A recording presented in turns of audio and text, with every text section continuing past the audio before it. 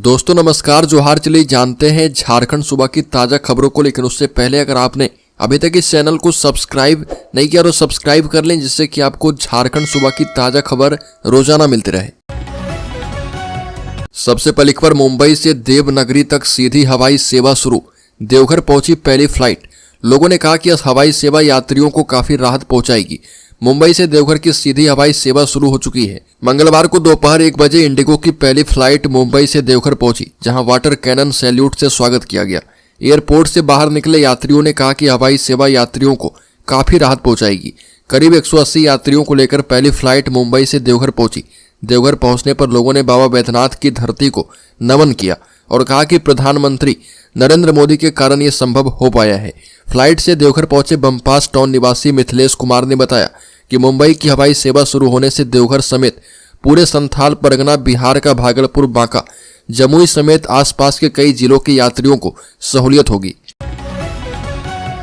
अगली खबर, मलेशिया से वापस लौटाए जाएंगे झारखंड के 52 मजदूर।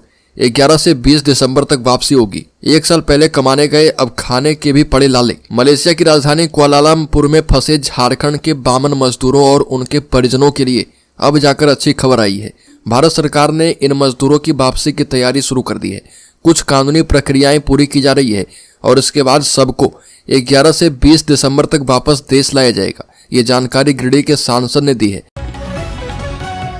अगली खबर, राज्य के धनबाद जिले में मरीज की मौत पर अस्पताल में हंगामा। परिजनों ने डॉक्टर पर लगाया लापरवाही करने का आरोप, जांच के आश्वासन पर माने। धनबाद में भारत कोकिंग कोल लिमिटेड के केंद्रीय चिकित्सालय में जमकर हंगामा हुआ। यहां पर एक महिला मरीज की मौत के बाद उसके परिजनों ने डॉक्टरों पर इलाज में लापरवाही बरतने का आरोप लगाया है। आक्रोशित परिजनों ने डॉक्टरों और अस्पताल स्टाफ के खिलाफ जमकर नारेबाजी की। पुटकी निवासी और बीसीसीएल कर्मी रविंद्र हेम्ब्रम की पत्नी लक्ष्मी देवी को 26 नवंबर को निमोनिया के इलाज के लिए केंद्रीय चिकित्सालय में भर्ती करवाया गया था। अगली खबर, झारखंड में मंत्रिमंडल का विस्तार 5 दिसंबर को। कांग्रेस में सुलझा मंत्रियों का पेच, दोपहर 12 बजे तक राजभवन में हो सकता है शपथ ग्रहण। झारखंड की नई सरकार के मंत्रियों का पेच सुलझ गया है। मंत्रिमंडल का विस्तार 5 दिसंबर को हो सकता है। सूत्रों के मुताबिक राजभवन में मंत्रियों की लिस्ट सौंप दी जाएगी और दोपहर 12 बजे तक राजभवन में ही शपथ ग्रहण समारोह हो सकता है। मुख्यमंत्री हेमंत सोरेन ने 28 नवंबर को रांची के मोराबादी मैदान में अकेले ही शपथ ली थी। कांग्रेस के मंत्रियों का नाम तय नहीं होने के कारण मंत्रिमंडल की शपथ नहीं हो पाई थी। अगली खबर, रांची में नक्सलियों की धमकी का खौफ, मुड़मू का ओमेडंडा बाजार बंद। दुकानदारों ने नहीं खोली दुकानें, सड़कों पर पसरा सन्नाटा। रांची में नक्सली की धमकी का खौफ इस कदर छाया हुआ है कि बुड़मू थाना क्षेत्र के ओमेडंडा गांव में सुबह से दुकानें नहीं खुली। गांव का पूरा बाजार बंद है। क्षेत्र में पुलिस नजर बनाए हुए है, पर सन्नाटा पसरा हुआ है। इलाके में न केवल बाजार बंद है, बल्कि क्षेत्र में चलने वाले ऑटो और ई रिक्शा भी बंद है। प्राप्त जानकारी के मुताबिक बाजार बंद होने की जानकारी मिलने के बाद स्थानीय पुलिस मौके पर पहुंची और लोगों से जानकारी ली है। पुलिस हर तरह से लोगों को समझाने की कोशिश कर रही है। अगली खबर, देवघर में सर्व सनातन समाज ने बांग्लादेश सरकार के खिलाफ निकाला जनाक्रोश रैली। बता दें कि बाबा नगरी देवघर में सर्व सनातन समाज के लोगों ने बांग्लादेश में हो रहे हिंदू, सिख और बौद्ध समाज पर अत्याचार के विरोध में रैली निकाली। लोगों ने स्थानीय नगर स्टेडियम से विभिन्न चौक चौराहे होकर समाहरणालय तक रैली निकाली। सर्व सनातन समाज के लोगों ने जिला उपायुक्त को पत्र सौंपकर केंद्र सरकार से उचित कार्रवाई करने की मांग की है। पूर्व विधायक नारायण दास ने कहा कि जिस प्रकार एक समुदाय के लोगों द्वारा बांग्लादेश में रह रहे हिंदू, सिख और बौद्ध धर्म के लोगों पर अत्याचार किया जा रहा, वो कहीं से भी उचित नहीं है। अगली खबर, झारखंड मुक्ति मोर्चा के महासचिव सुप्री भट्टाचार्य ने कहा कि बाबूलाल मरांडी आदिम जनजाति के नाम पर मगरमच्छ के आंसू बहा रहे। झारखंड मुक्ति मोर्चा ने झारखंड के प्रदेश भाजपा अध्यक्ष बाबूलाल मरांडी की ओर से राज्य की आदिम जनजाति पहाड़िया की स्थिति पर दिए गए बयान को लेकर पलटवार किया गया। पार्टी के केंद्रीय महासचिव प्रवक्ता सुप्री भट्टाचार्य ने एक प्रेस कॉन्फ्रेंस को संबोधित करते हुए कहा कि बाबूलाल मरांडी आदिम जनजाति के नाम पर सिर्फ मगरमच्छ की तरह आंसू बहा रहे। अगर उन्हें वास्तव में आदिम जनजातियों की चिंता ही है तो भाजपा शासित राज्य उड़ीसा, छत्तीसगढ़, मध्य प्रदेश में जाकर उनकी आर्थिक सामाजिक स्थिति से अवगत होना चाहिए। अगली खबर, अंदरूनी कला, अति आत्मविश्वास, स्थानीय मुद्दों की अनदेखी की वजह से झारखंड में हार गई बीजेपी। झारखंड विधानसभा चुनाव में पिछले महीने भारतीय जनता पार्टी की हार के बाद राज्य के पार्टी पदाधिकारियों ने इसके पीछे कई कारण बताए। इनमें वरिष्ठ पार्टी नेताओं और जमीनी कार्यकर्ताओं के बीच संवादहीनता, झारखंड मुक्ति मोर्चा के नेतृत्व वाली सरकार की महिलाओं के लिए शुरू की गई मैया सम्मान योजना का प्रभावी जवाब देने में असमर्थता और पार्टी नेताओं का अति आत्मविश्वास कि झारखंड तो जीत ही लेंगे और अंदरूनी कला शामिल रहा। बीजेपी कार्यकर्ताओं को लगता है कि राज्य के चुनाव प्रभारी हेमंत बिस्व शर्मा द्वारा राष्ट्रीय मुद्दे पर अधिक ध्यान केंद्रित करने से पार्टी की संभावनाओं को नुकसान पहुंचा है। अगली खबर, सरकार की आकांक्षा फ्री कोचिंग योजना के लिए आवेदन शुरू की गई। जेईई मेन, नीट और क्लैट प्रवेश परीक्षाओं की तैयारी के लिए आकांक्षा कोचिंग प्रवेश परीक्षा 9 मार्च 2025 को होगी और इसके लिए ऑनलाइन आवेदन की प्रक्रिया 3 दिसंबर से शुरू हो गई है, जो कि 21 दिसंबर तक चलने वाली है। बता दें कि अभ्यर्थी इसमें आवेदन कर सकते हैं। परीक्षा से पहले अभ्यर्थी 25 फरवरी से ऑनलाइन प्रवेश पत्र डाउनलोड कर पाएंगे और यह प्रवेश परीक्षा 9:45 से लेकर दोपहर 1 बजे तक होगी। अगली खबर, झारखंड हाईकोर्ट का बड़ा एक्शन, शिक्षा सचिव और माध्यमिक शिक्षा निदेशक के वेतन पर ही लगा दी रोक। झारखंड हाईकोर्ट के जस्टिस संजय प्रसाद की पीठ ने शिक्षक नियुक्ति से संबंधित अवमानना मामले में सुनवाई करते हुए शिक्षा सचिव और माध्यमिक शिक्षा निदेशक के वेतन पर रोक लगा दी है। पीठ ने शिक्षा सचिव, माध्यमिक शिक्षा निदेशक और रांची के जिला शिक्षा अधिकारी को कोर्ट में सशरीर उपस्थित होने का आदेश दिया है। मामले में अगली सुनवाई 3 जनवरी को निर्धारित की गई है। इसको लेकर दीपक कुमार और रश्मि कुमारी ने हाईकोर्ट में अवमानना याचिका दाखिल की है। अगली खबर, झारखंड आंदोलनकारी सह झारखंड मुक्ति मोर्चा नेता शहीद चट्टान सिंह मुंडा का शहादत दिवस मनाया गया।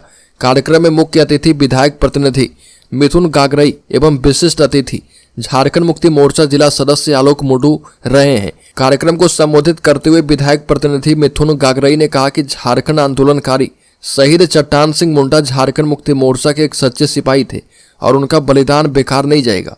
यह भी कहा कि बदगांव प्रखंड के सैकड़ों जवान चट्टान सिंह मुंडा के रूप में मौजूद हैं। अगली खबर, पश्चिम बंगाल झारखंड के बीच आलू को लेकर विवाद, बीजेपी सांसद ने केंद्र से सुनवाई की लगाई गुहार। पश्चिम बंगाल और झारखंड के बीच आलू के अंतर्राज्यीय व्यापार को लेकर एक हफ्ते से जारी विवाद की गूंज संसद तक पहुंच गई है। हजारीबाग के बीजेपी सांसद मनीष जायसवाल ने लोकसभा में यह सवाल उठाया। उन्होंने कहा कि बंगाल सरकार की ओर से झारखंड को आलू की आपूर्ति रोके जाने से गरीबों की परेशानी बढ़ रही है। यह उनके प्रमुख आहार में शामिल है, लेकिन आलू की आवक नहीं होने से इसकी कीमत में उछाल आया है। अगली खबर, साहिबगंज डीसी ने की आपूर्ति सहकारिता लैंपस पैक्स के कार्य की समीक्षा। साहिबगंज डीसी हेमंत सती ने अपने कार्यालय प्रकोष्ठ में जिले की आपूर्ति एवं सहकारिता विभाग एवं लैंपस पैक्स के कार्य की समीक्षा की। उन्होंने संबंधित अधिकारी से पिछली बैठक में दिए गए निर्देश के अनुपालन की स्थिति जानकारी ली एवं उन्हें जरूरी दिशा निर्देश दिए हैं। बैठक में जिला आपूर्ति अधिकारी ने बताया कि पीडीएस गोदामों तक राशन पहुंचाने वाली सभी गाड़ियों में जीपीएस एवं गोदामों में सीसीटीवी कैमरे लगा दिए गए थे। इस पर डीसी ने कहा कि जिन गोदाम प्रबंधकों द्वारा अब तक रजिस्टर का मिलान नहीं करवाया गया है, जिन गोदामों में खाद्यान्न की कमी भंडारण पंजी के मुताबिक नहीं पाई गई है, उन्हें शो कॉज किया जाएगा। अगली खबर, पूर्व मंत्री आलमगीर आलम को बड़ा झटका, ईडी कोर्ट ने खारिज कर दी डिस्चार्ज याचिका। टेंडर घोटाले के जरिए करोड़ों रुपए की मनी लॉन्ड्रिंग के आरोपी पूर्व मंत्री आलमगीर आलम को बड़ा झटका लगा है। उनके डिस्चार्ज पिटीशन पर Ranchi PMLA prevention of money laundering act की विशेष कोर्ट ने फैसला सुनाते हुए डिस्चार्ज याचिका खारिज कर दी है। ईडी और पूर्व मंत्री आलमगीर आलम की ओर से बहस पूरी होने के बाद कोर्ट ने अपना फैसला सुरक्षित रख लिया था और इससे पहले कोर्ट इस केस के अन्य आरोपियों जहांगीर आलम और संजीव लाल की डिस्चार्ज याचिका खारिज कर चुकी है। अगली खबर, मुख्यमंत्री हेमंत सोरेन ने निर्माणाधीन फ्लाईओवर का किया औचक निरीक्षण। मुख्यमंत्री हेमंत सोरेन ने राजधानी रांची में मेकॉन चौक से सिरमटोली चौक तक बन रहे निर्माणाधीन फ्लाईओवर का औचक निरीक्षण किया। मौके पर विधायक कल्पना सोरेन एवं राज्य सरकार के वरीय अधिकारी मौजूद रहे। निरीक्षण के दौरान मुख्यमंत्री ने फ्लाईओवर के निर्माण कार्य की प्रगति का जायजा लिया और संबंधित अधिकारी से फ्लाईओवर की विभिन्न पहलुओं पर चर्चा की है। अगली खबर, रांची में बढ़ रहे डॉग बाइट केस, करीब 100 लोग हर दिन पहुंच रहे अस्पताल। रांची शहर में पिछले 2 सप्ताह से कुत्ते के काटने के मामले में अत्यधिक वृद्धि देखी गई है।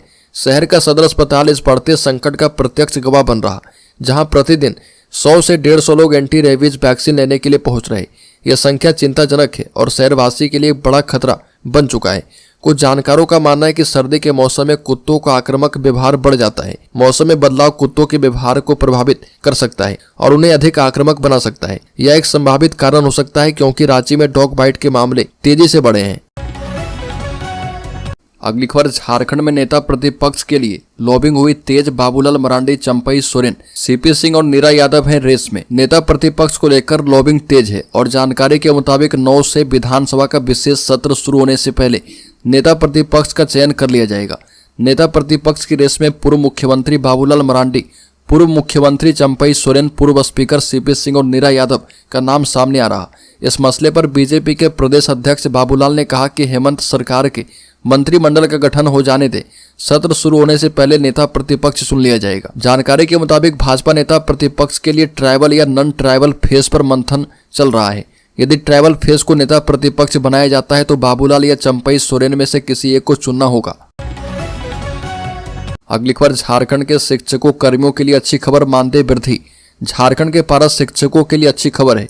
जल्द ही मानदेय में 1000 रुपये की बढ़ोतरी दर्ज की जाएगी। संभावना है कि नवंबर या फिर दिसंबर महीने के साथ मानदेय का भुगतान किया जा सकता है। इसके लिए झारखंड शिक्षा परियोजना परिषद ने जिलों से सप्ताह अंत तक रिपोर्ट मांगी है। इसके आधार पर भुगतान किया जाएगा और मीडिया रिपोर्ट्स की माने तो सभी पारा शिक्षकों का यूएन नंबर जनरेट करके रिपोर्ट देने को कहा गया है। अगली खबर, झारखंड के शेयर होल्डर्स इन्वेस्टर्स के लिए बड़ी खबर। सेंसेक्स 597 अंक की तेजी के साथ 80,845 पर बंद। निफ्टी भी 181 अंक चढ़ा। अडानी बोर्ड टॉप गेनर रहा। सेंसेक्स 3 दिसंबर को 597 अंक की तेजी के साथ 80,845 के स्तर पर बंद हुआ। निफ्टी में भी 181 अंक की तेजी रही और ये 24,457 के स्तर पर बंद हुआ है। सेंसेक्स के 30 शेयर में से 25 में तेजी और 5 में गिरावट दर्ज की गई। निफ्टी के 50 शेयर में से 41 में तेजी और 9 में गिरावट दर्ज की गई है।